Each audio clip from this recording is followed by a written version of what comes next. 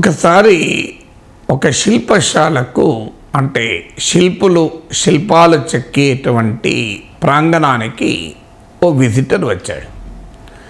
ఆ విజిటరు ఆ శిల్పాన్ని చెక్కుతుండగా చూశాడు. ఒక శిల్పము చెక్కడం మధ్యలో ఉంది, రూపం వచ్చింది, కానీ పూర్తి కాలేదు. పక్కనే అదే రూపము కలిగిన మరో శిల్పము చెక్కబడి ఉంది. అది చూసి ఈ విజిటర్ శిల్పితో అంటాడు, 2 శిల్పాలు పెట్టబోతున్నారా, 2 విగ్రహాలు పెట్టబోతున్నారా అని అంటాడు. అంటే ఆ శిల్పి అంటాడు, లేదు, కావాల్సింది ఒకటే విగ్రహం అంటాడు. ఈ విజిటర్కి ఆశ్చర్యం వేస్తుంది. అదేంటి మరి, ఇదే రూపము కలిగిన విగ్రహాన్ని ఇక్కడే ఉంది కదా పూర్తయి, మరి అది ఉండగా ఇంకొకటి ఎందుకు చెక్కుతున్నావు అంటాడు. నిజం కాదు, అది చివరి క్షణంలో చివరి దశలో దెబ్బతిన్నది, అందుకొరకు దాన్ని పక్కకు పెట్టి ఇంకోటి చెక్కుతున్నాం అంటాడు ఆ శిల్పి.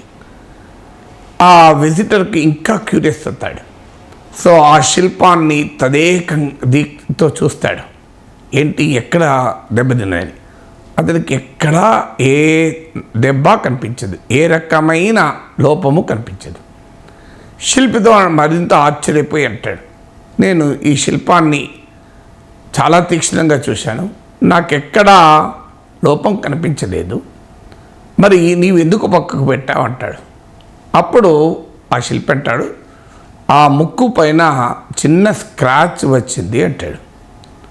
సో ఈ విజిటర్ అంటాడు, ఈ విగ్రహాన్ని ఎక్కడ పెడతారు అంటాడు. అంటే 20 అడుగుల గద్దె పైన పెడతాము అంటాడు. విజిటర్ మరింత ఆశ్చర్యపోతాడు, నవ్వుతాడు. ఏంటయ్యా, 20 అడుగుల ఎత్తైనటువంటి గద్దె పైన ఈ విగ్రహాన్ని పెడుతున్నావు, నువ్వు చెక్కిన విగ్రహాన్ని. ఆ విగ్రహం పైన ముక్కు పైన చిన్న స్క్రాచ్, నేను పక్కనే నిలబడి చూసినా నాకు కనబడతలేదు, అది కూడా చాలా తీక్షణంగా చూసినా నీవు చెప్పేదాకా నేనే గమనించలేకపోయాను. అది కూడా 20 అడుగుల ఎత్తైన గద్దె పైన ఆ విగ్రహం పెడితే దూరం నుంచి చూసేవారికి ఏం తెలుస్తుంది, ఎందుకు కనబడుతుంది అంటాడు. దానికి ఆ శిల్పి నవ్వి, నాకు కనబడుతుంది కదా అంటాడు. అంటే ఎవరికీ కనబడకపోయినా తనకు కనబడుతుంది కదా అన్నది ఆ శిల్పి మాటల సారాంశం. అందువల్ల ఎవరి కొరకు కాదు నాణ్యతా ప్రమాణాలు, క్వాలిటీ ఎక్సలెన్స్ ఎవరి కోసమో కాదు, తన పనిలో నాణ్యతలో కాంప్రమైజ్ ఉండకూడదు. ఆ శిల్పిలో ఉన్నటువంటి భావన చాలా గొప్ప భావన. అది కనుక ఆధునిక ఎకానమీలో మనం అలవర్చుకుంటే అద్భుతమైన విజయాలు సాధిస్తాం. అందువల్ల excellence is not a skill, excellence is an attitude. అంటే అత్యున్నత ప్రమాణాలతో చేయడం అనేది నైపుణ్యం కాదు, అది మన స్వభావం, మన ఆలోచన సరళి, మన ప్రవర్తనలో ఉండే స్వభావం. ఇక్కడ ఆ శిల్పి అంత అద్భుతంగా విగ్రహాన్ని చెక్కాడు. ఆ చిన్న స్క్రాచ్ ఉన్నదని ఎవరికి కనబడకపోయినా ఆయన యాటిట్యూడ్ అంగీకరించలే. ఎవరో చూస్తారని, ఎవరో ఎత్తి చూపుతారని, ఎవరికో కనబడుతుందని కాదు, తాను చేసిన పనిలో లోపం తనకు తెలిసినప్పుడు నేను ఆ పనిని మళ్ళైనా చేస్తాను అన్నది ఆ శిల్పిలో ఉండేటువంటి ఓ గొప్ప లక్షణం. అందువల్ల ఈ లక్షణం ఏం తెలియజేస్తుంది అంటే ఎక్సలెన్స్. ఒకప్పుడు పర్ఫార్మ్ ఆర్ పెరిష్ అనేవారు మేనేజ్మెంట్లో. ఇప్పుడు మేనేజ్మెంట్ సూత్రం ఏంటంటే ఎక్సెల్ ఆర్ పెరిష్ అంటున్నారు. అంటే ఒకప్పుడు నీవు పని చేస్తే చాలు నీవు నిలబడతావు అనేవాళ్ళు. ఇప్పుడు నువ్వు ఎదగాలి అంటే పని చేస్తే సరిపోదు, అద్భుతంగా పనిచేయాలి, అత్యున్నత ప్రమాణాలతో పనిచేయాలి. అత్యున్నత ప్రమాణాలతో పనిచేసినప్పుడు మాత్రమే ఆధునిక పోటీ మార్కెట్లో, మోడర్న్ కాంపిటిటివ్ ఎకానమీలో నీవు ఉన్నత స్థాయికి ఎదగగలవు.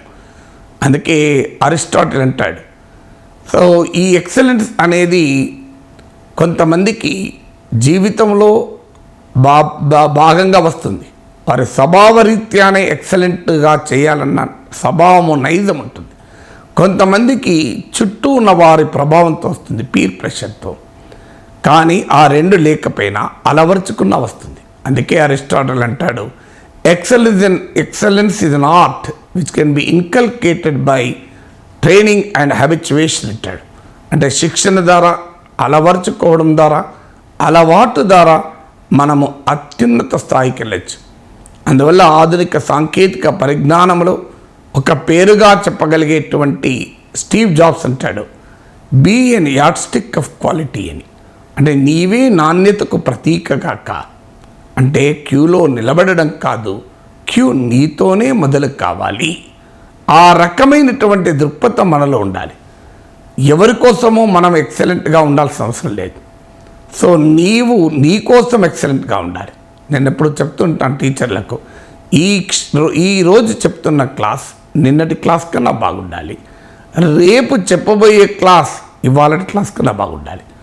ఉంటుందా ప్రతిసారి? సాధ్యం కాకపోవచ్చు. కానీ ఆ నిరంతర తపన, ప్రయత్నం మనలో ఉండాలి.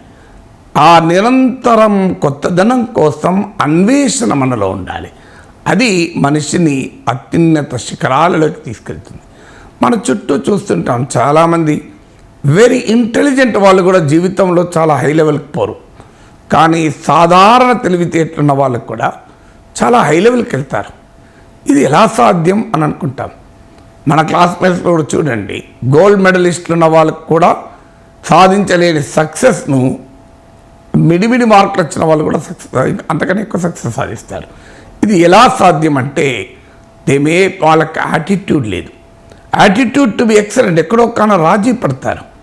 అందుకే ఈ అనేక రకాల పరిశోధనలు ఏం చెప్పాయంటే, కొన్ని మౌలికమైన లక్షణాలు ఉండాలి if you want to be excellent in life. So ఒకటి, విల్ టు విన్, గెలవాలి అన్న బలమైన కోరిక ఉండాలి. లేకపోతే నీకు ఎంతటి సామర్థ్యం ఉన్నా నీవు ముందుకు పోలేవు. నీలో ఆ బలమైన కోరిక ఉండాలి, ఒక బలమైన ఆలోచన ఉండాలి. ఒక ఆలోచన మనల్ని ఆవహిస్తే అది భౌతిక శక్తిగా మారుతుంది. If an idea grips the mind it becomes the material force అంటాడు తత్వవేత్త. The idea to be excellent should grip your mind. ఇది విల్ టు విన్, ఇది మొదటిది. రెండవది డిజైర్ ఫర్ సక్సెస్. విజయం కొరకు ఒక తీరని దాహం, తీరని ఆకలి, అపటైట్ ఉండాలి.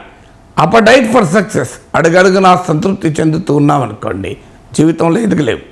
అడుగడుగునా అసంతృప్తి చెందామనుకోండి, నిరాశ, నిస్పృహ నేను తినేస్తుంది. అందువల్ల సాధించిన దానితో అసంతృప్తి చెందకు, కానీ అదే సమయంలో సాధించిన దానితో సంతృప్తి కూడా పడకు. అందువల్ల నిరంతరం డిజైర్ ఫర్ సక్సెస్ ఉండాలి. ఇది రెండవ సూత్రం. మూడవది అర్జ్ ఫర్ ఫుల్ పొటెన్షియల్. మనలో అద్భుతమైన సామర్థ్యాలు ఉంటాయి, మనకే తెలియని సామర్థ్యాలు ఉంటాయి. అన్ఫార్చునేట్లీ మన సామర్థ్యాన్ని మనం పూర్తిగా ఆవిష్కరించుకోం, మన సామర్థ్యానికి తగ్గ స్థాయిలో పనిచేయం.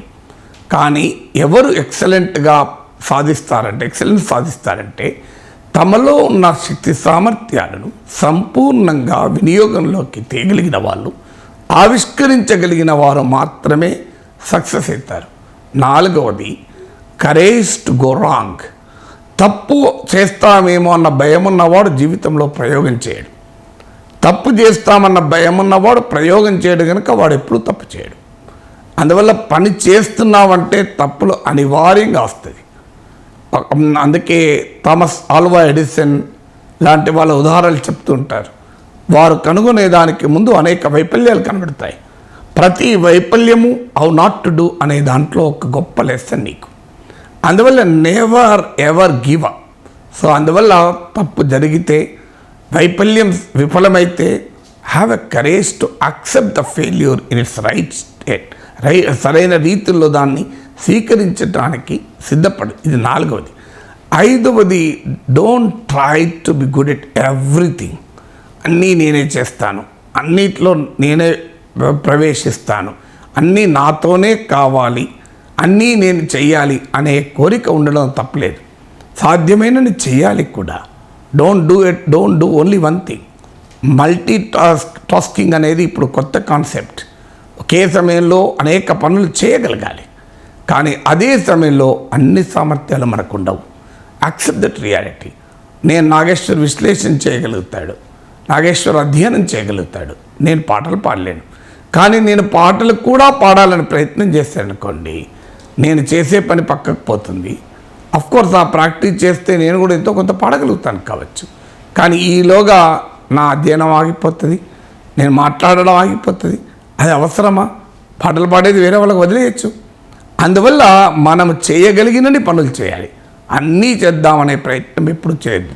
Don't try to be good at everything, at least good at as many things as possible for you. ఆరవది, వర్క్ విత్ అదర్స్. ప్రతి మనిషిలో కొన్ని బలాలు ఉంటాయి, బలహీనతలు ఉంటాయి. అందువల్ల ఇతరులతో పనిచేసినప్పుడు, ఒక టీంలో పనిచేసినప్పుడు ఏమవుతుందంటే నీ బలాలు రెట్టింపు అవుతాయి, నీ బలహీనతలు అధిగమించబడతాయి. నీవు చేయలేని పనిని ఇంకోరు చేయగలుగుతారు, నీవు చేసే పని ఇంకోరు కూడా చేసినప్పుడు అది కాంప్లిమెంట్ అవుతుంది. అయితే ఆ టీంలో కాంపిటీషన్ ఉండాలి, కాంప్లిమెంట్ చేసే స్వభావం ఉండాలి. కానీ ఒకరిని చూసి ఇంకొకరు ఈర్ష్యపడే స్వభావం ఉందనుకోండి, ఒకరికో ఇంకొకరు తవ్వుకున్నారనుకోండి, దానివల్ల నష్టం జరుగుతుంది. So learn to work with others, learn to complement your work with others work.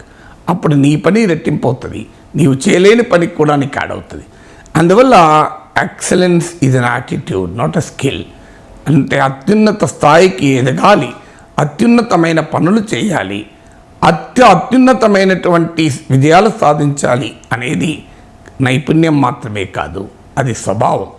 ఆ స్వభావాన్ని మనం అలవర్చుకుంటే స్కై ఈజ్ ద లిమిట్, ఆకాశమే హద్దు.